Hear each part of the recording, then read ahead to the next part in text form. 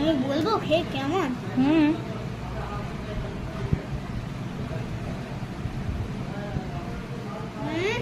খুব ভালো হয়েছে? পছন্দ তোমার?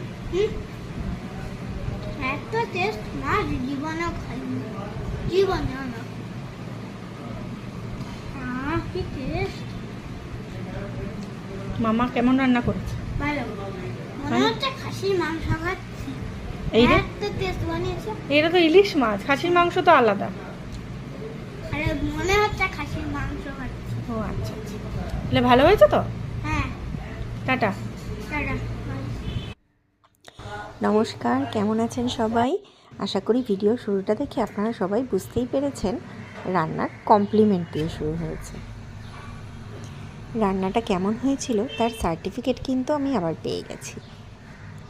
মামনির রান্নাঘরে আপনাদের স্বাগত জানাই।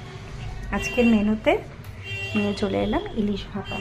দেখুন সাইজগুলো এত বড় বড় যে আমি এই কড়াইটাতে ধরাতেই পারছি না। ভাপাটা যে করবো, এখন একটা মাছ বাকি হয়ে গেল। মাছটা ছোট, তাহলেও অসুবিধা নেই, ওর মধ্যে ধরিয়ে নেব। রেডি করে নিলাম মোটামুটি। আজকে আমি কড়াইতেই করব, আর এটা ছেলের জন্য আলাদা করে তুলে রেখেছি। এটা আমি পরে বসাবো, কারণ আমার কাছে আলাদা করে এই যে সর্ষে বেটে রাখা আছে। এটা সবার জন্য করে নিই, যেটা ঝাল দিয়ে হবে। লঙ্কা দেবে, লঙ্কা পড়বে এর মধ্যে। বাকিটা আমি জানাচ্ছি। এখনও তেল দেওয়া হয়নি, তেলটা দেব। দেখা যাক লাস্ট আউটলুকটা কি হয়। একটু পরিমাণ মতো তো তেল লাগবেই, কারণ তেলেই রান্নাটা হবে।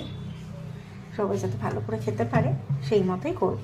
চলুন বাকিটা শেষ হওয়ার পর দেখাচ্ছি।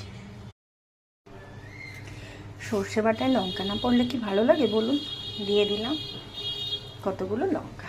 আর এটা আমার ছানার জন্য, ও তো ঝাল খাবে না, সেই জন্য ওকে কম সর্ষে দিয়ে ঝাল ছাড়া ওর জন্য বানাচ্ছি। যদিও এটার মধ্যে কাঁচা লঙ্কা বাটা ছিল।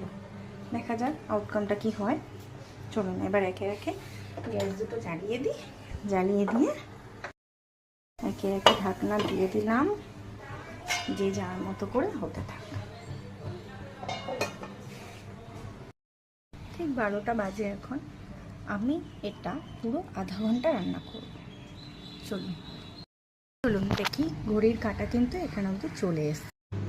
রান্নার ভিডিওগুলো ভালো লাগলে অবশ্যই একটা লাইক আর সাবস্ক্রাইব কিন্তু করবেন। গুটু এবার ভাতু খাবি তো? এটা গুটুর। গুটু কোথায় বসে